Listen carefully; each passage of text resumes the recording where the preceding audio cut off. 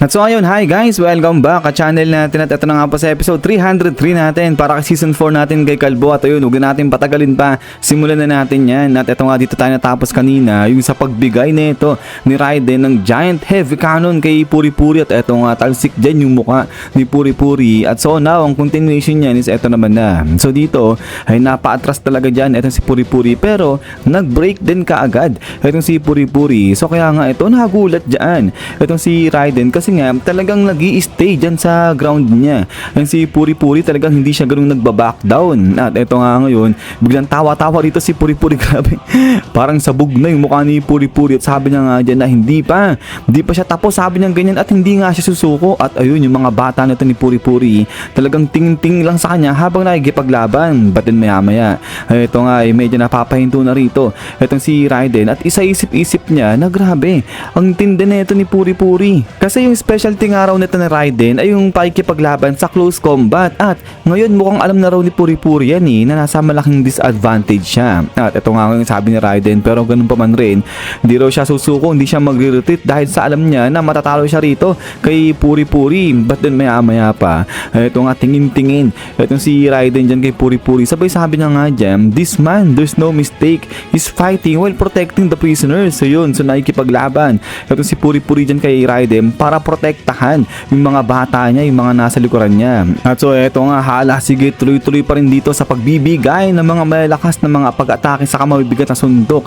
Ito si Puri Puri at saka nga ito si Raiden. Pero ito sa isip-isip ni Raiden habang nakikipagpalitan ng kamao dyan kay Puri Puri na hinahayaan lang daw ni Puri Puri na talaga magbigayin sila ng mga malalakas na atake. At eto nga, hindi raw talaga basta-basta nagbaback down. Ito si Puri Puri talagang hino-hold niya yung ground niya para na makipagsabayan siya sa binibigay ng atake sa kanya ni Raiden. But then maya-maya pa, ito nga, napatingin na itong si Raiden dyan kay Puri Puri. Sabi niya nga dyan, hindi, teka lang, itong lalaki na to, itong si Puri Puri, hindi raw siya nagpa-fight back na, sabi niya ganyan. So parang ibig sabihin nito, so parang joke lang yung ginagawa ni Puri Puri na pakikipaglaban dito kay Raiden. Hindi niya talaga sineseryoso yan. So kumbaga ayaw niya talagang saktan ng tuluyan o ng husto itong si Raiden. So parang sparring lang yung ginagawa nga rito ni Puri Puri. But then ito nga ngayon, nung ipa-palm strike na ni Raiden itong mukha ni Puri Puri, ay bigla nga siyang huminto. So kaya ito, napatigil din itong si Puri Puri at tingin-tingin siya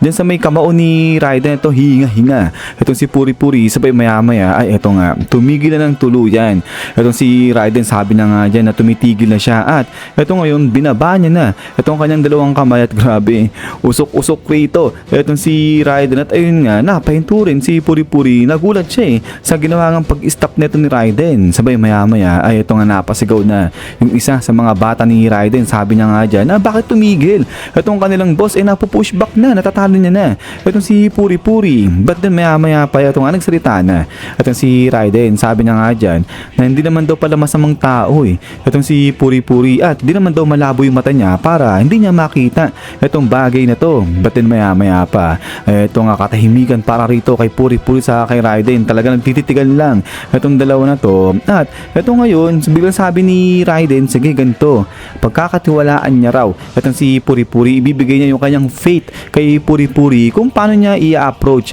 itong justice. So bahala na si Puri Puri kung anong way o anong paraan yung gawin niya para mapanatili itong katarungan. At then maya-maya pa, ito nga, sigaw ulit ito yung bata ni Raiden. Talaga naman ayaw nila tumigil. At sabi niya nga rito, pero boss, may nagutos to sa kanila, isa sa mga leader na kunin nga dakpin itong si Puri Puri kasi nga masamang tao raw yan. At ito sa isip-isip ni Puri Puri, leader. At ito nga yung salita na itong si Raiden. Sabi niya nga dyan, yung pagsunod sa utos ng iba at saka yung gawing priority o top priority yung ipinag-uutos ng iba, dyan doon nagsisimula yung maging dependent ka sa ibang tao. At ngayon, tanong nga nito ni Raiden sa mga bata niya, ay ano ba talaga yung kanilang duty? At ito, tingin na ito si Raiden sa mga bata niya. Sabi niya nga dyan, di ba yung kanilang top priority at yung kanilang trabaho ay yung maging hero. So yung tahimik dito ito yung mga bata niya. Sabay maya-maya na ito nga, biglang sabi ngayon ni Raiden na siya na bahala magsabi sa ibang mga leaders na itong si Puri Puri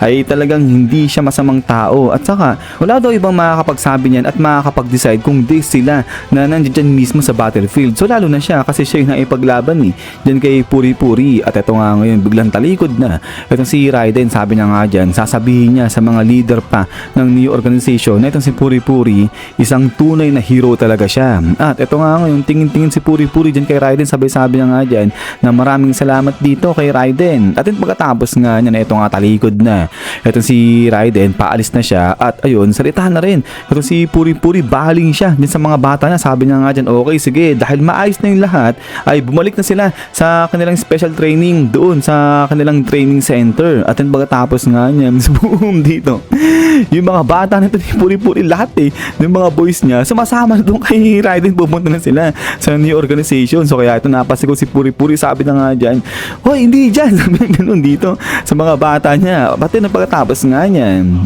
so hanggang dito lang sa episode 303 natin. So yun, so medyo makulit lang etong part na to. Iniwan si Puri Puri ng mga bata niya sa mama kay Raiden Pero yun nga guys, ay ulit, ay maraming salamat sa panonood dito kay One Punch Man natin at sa patuloy na pagsuporta sa channel natin na yan. So sa mga susunod na araw, tatry natin na magdala-dalawa ulit ng episode para pambawi sa inyo. Sino naman, so lagi mag-ingat, God bless niyo lahat at hintay-hintay lang pa na sa next episode natin dito. So God bless niyo lahat, lagi mag-ingat at kita-kits tayo ulit.